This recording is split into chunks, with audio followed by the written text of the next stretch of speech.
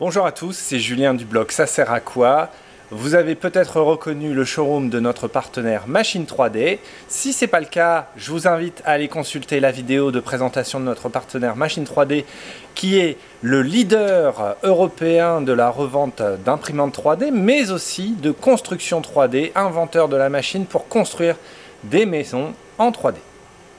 Alors pourquoi je suis ici chez notre partenaire préféré de l'impression 3D? Tout simplement pour cette petite machine qui est la Start. Et oui, Machine 3D a présenté fin octobre la Start lors du Machinarium, d'ailleurs, dont j'ai fait le reportage ici en vidéo. La Start est donc la machine de Machine 3D et qui mieux que Machine 3D pour vous présenter son petit bébé.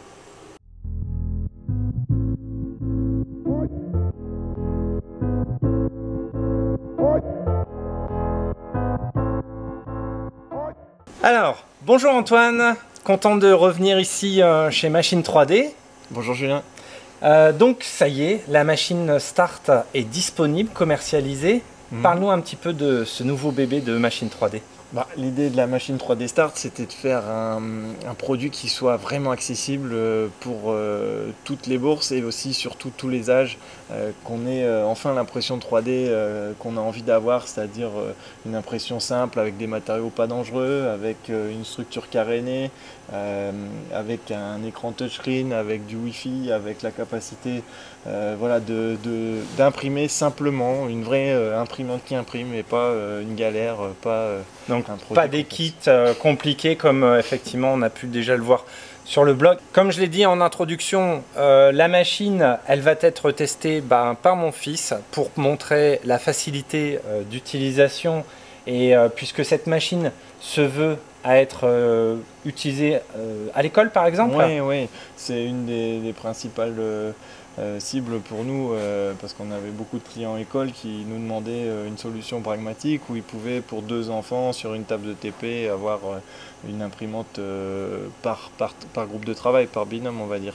Et donc effectivement on avait des solutions pour les écoles qui existaient type Mini 2, Upbox, etc. Mais si on voulait vraiment quelque chose en français avec un menu en français, quelque chose vraiment qui soit intuitif et qui soit juste là pour imprimer et pas pour commencer à phosphorer sur tout ce qu'on sait faire dans l'impression 3D et qui est bien, hein, il faut pas,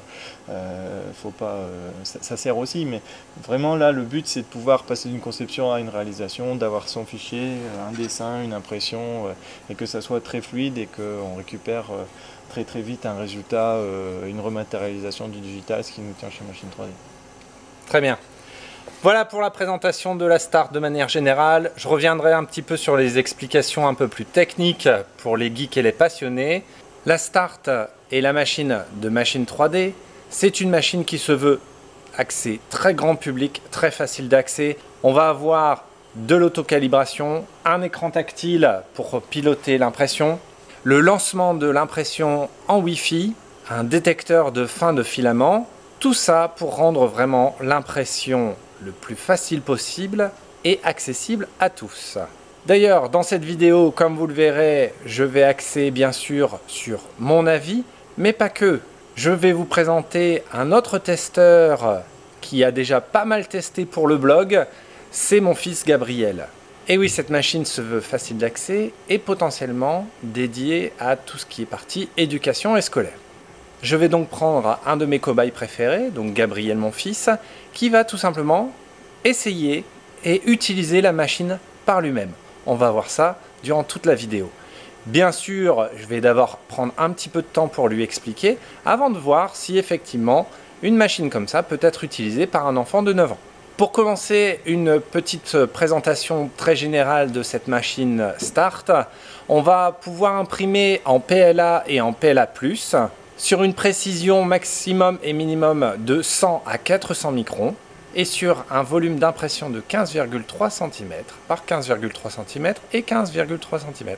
La machine est livrée avec un plateau d'impression en acrylique, une bobine de PLA de 250 grammes,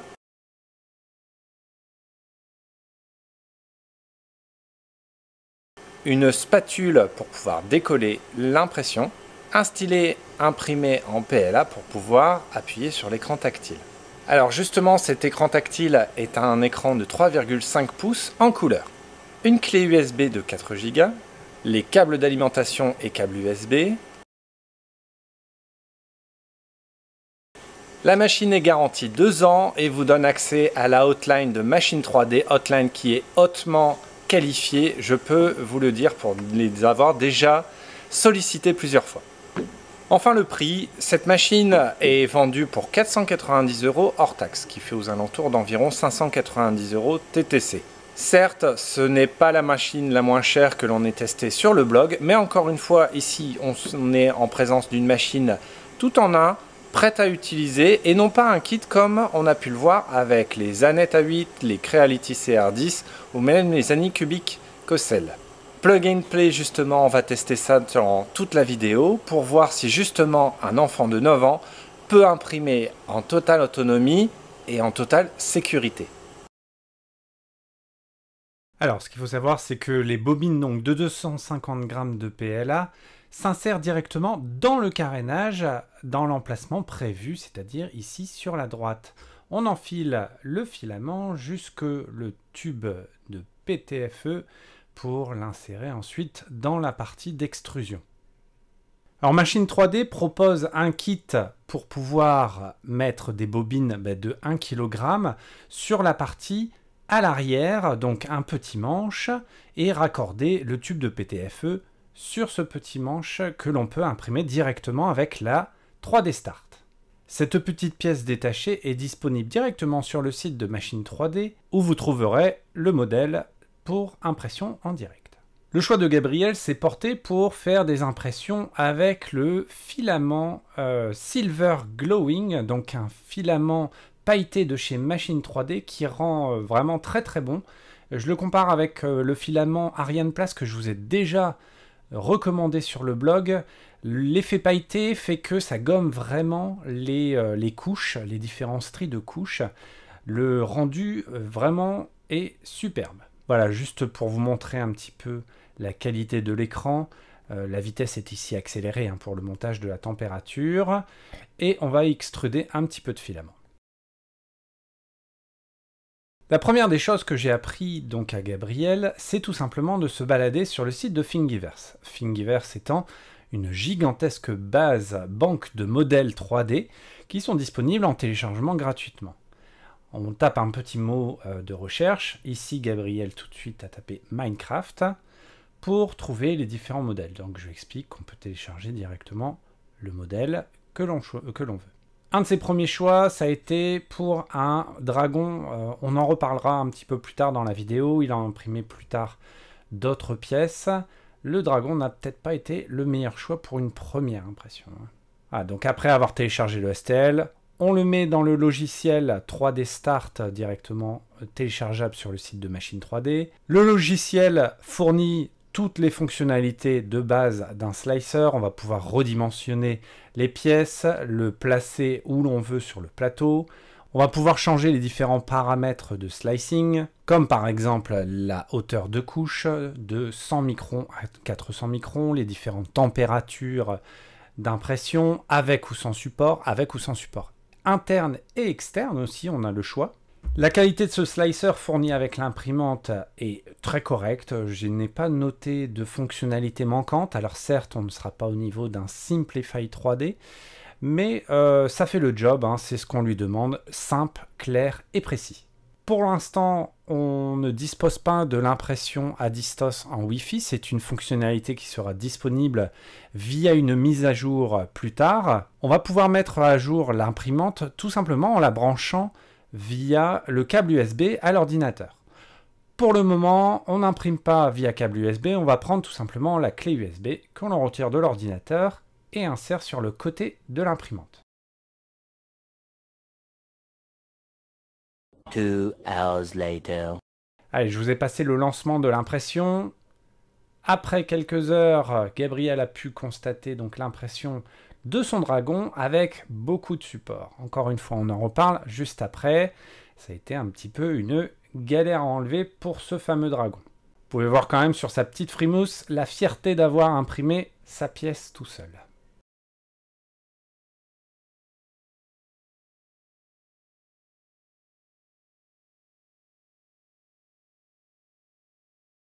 Malgré un plateau qui est non chauffant, on voit quand même qu'il n'y a aucun problème d'adhésion de la pièce sur le plateau. Ici même carrément, j'ai dû mettre la main à la pâte pour l'aider à enlever les pièces, alors que ces autres impressions qu'il a faites, donc son bloc de Minecraft, son coffre, etc., eux sont partis sans trop de problèmes. Si vous laissez bien sûr vos enfants faire cette manipulation, n'oubliez pas de bien lui préciser que le petit couteau, la petite spatule peut blesser, donc sécurité d'abord.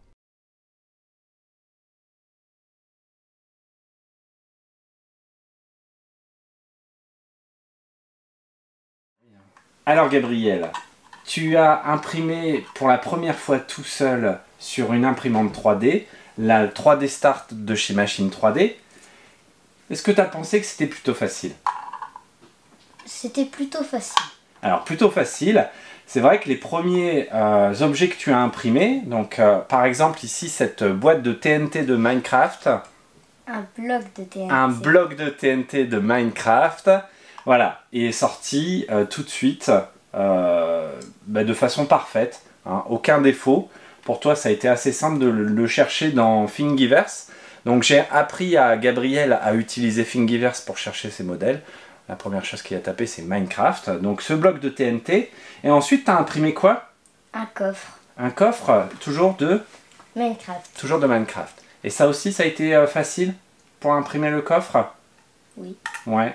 L'utilisation du logiciel, tu as pu voir comment c'était facile.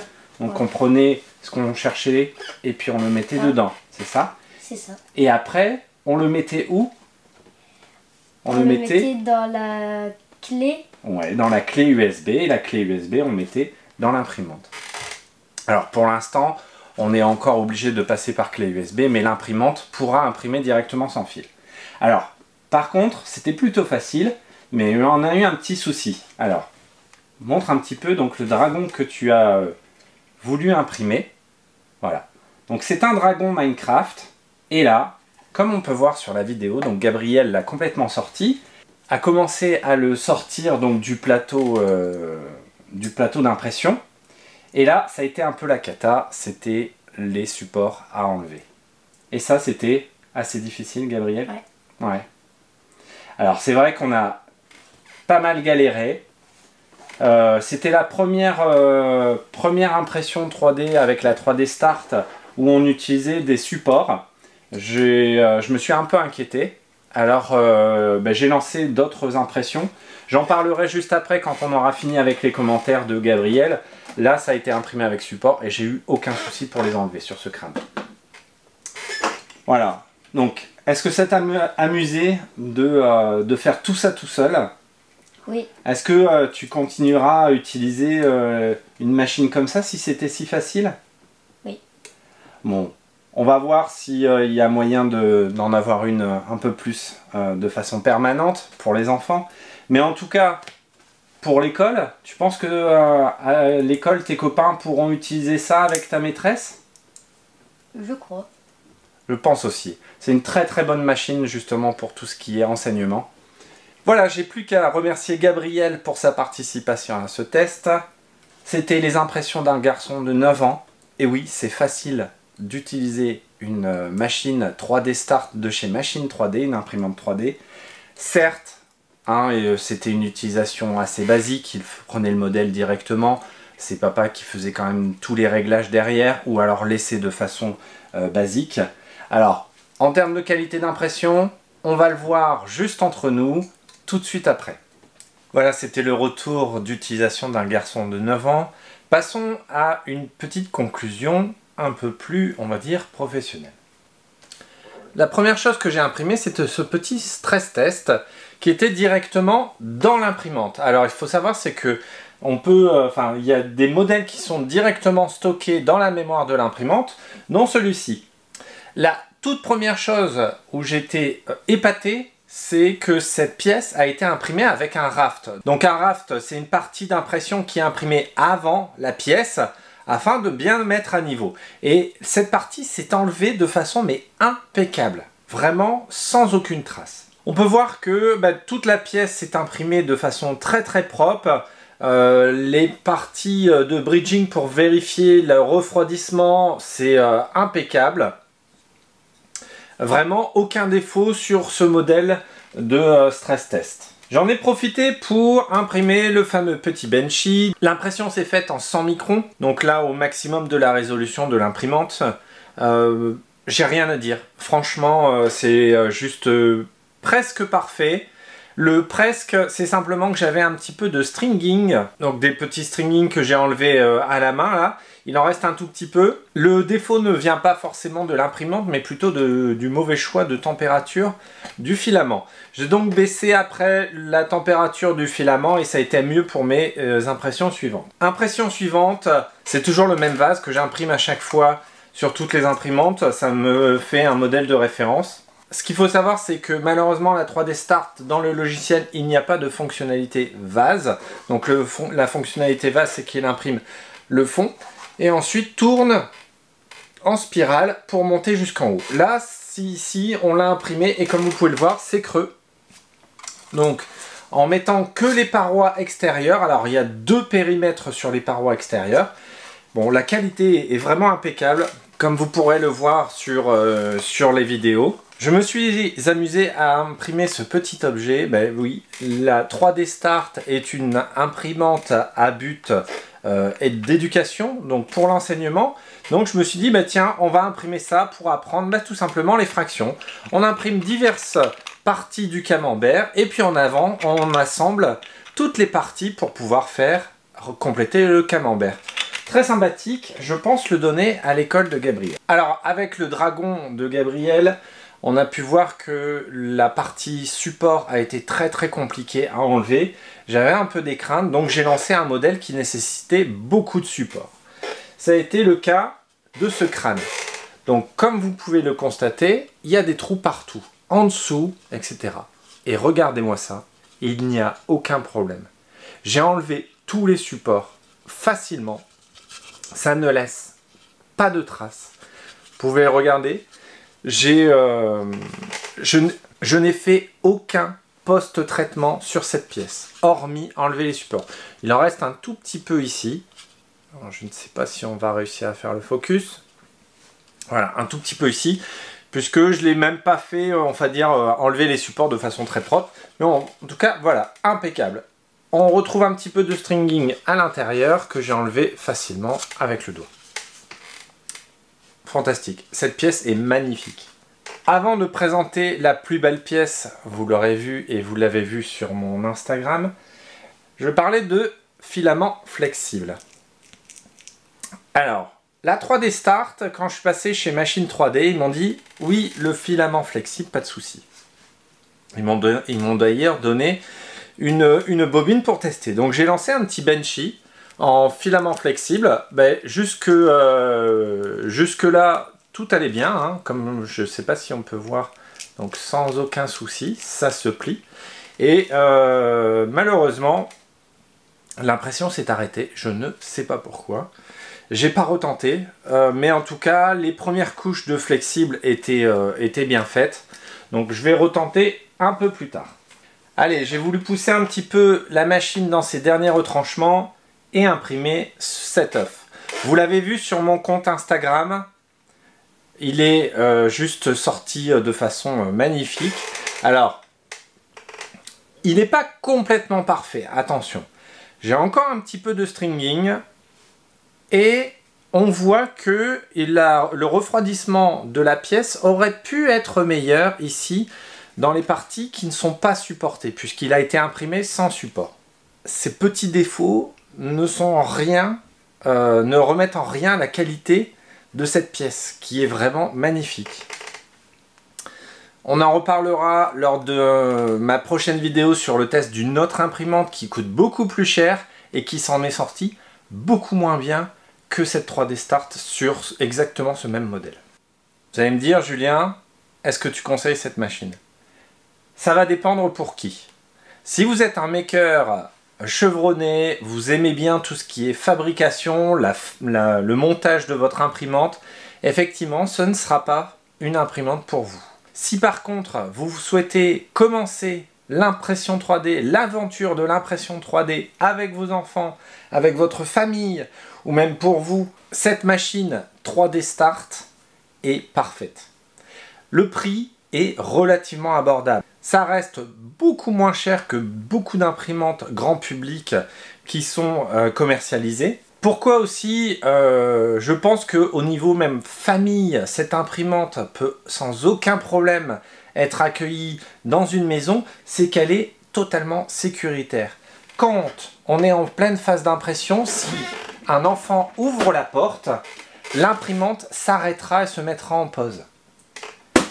L'imprimante est totalement carénée, donc encore une fois, on ne pourra pas toucher les pièces chaudes comme une imprimante en kit. L'imprimante n'émettra pas d'odeur, forcément c'est du PLA, mais en plus elle reste dans un carénage fermé. Pour qui aussi cette machine 3D Start pourrait être destinée? Eh bien, tout simplement à l'enseignement. Je pense que c'est une machine qui devrait être dans une école, alors peut-être pas une par classe, mais au moins une ou deux machines dans chaque école pour pouvoir montrer aux enfants ce que c'est que l'impression 3D et ce que c'est que l'avenir. Voilà, donc c'était le test de l'imprimante 3D Start de chez Machine 3D. Je tiens encore à remercier toute l'équipe pour le prêt de cette machine qui est vraiment fantastique pour débuter dans le monde de l'impression 3D. Voilà, c'était Julien du blog Ça sert à quoi? N'oubliez pas encore une fois de vous abonner et de lâcher un petit pouce bleu juste en dessous. Ça aide à soutenir la chaîne et à produire plus de vidéos pour moi plus tard. Merci, à bientôt.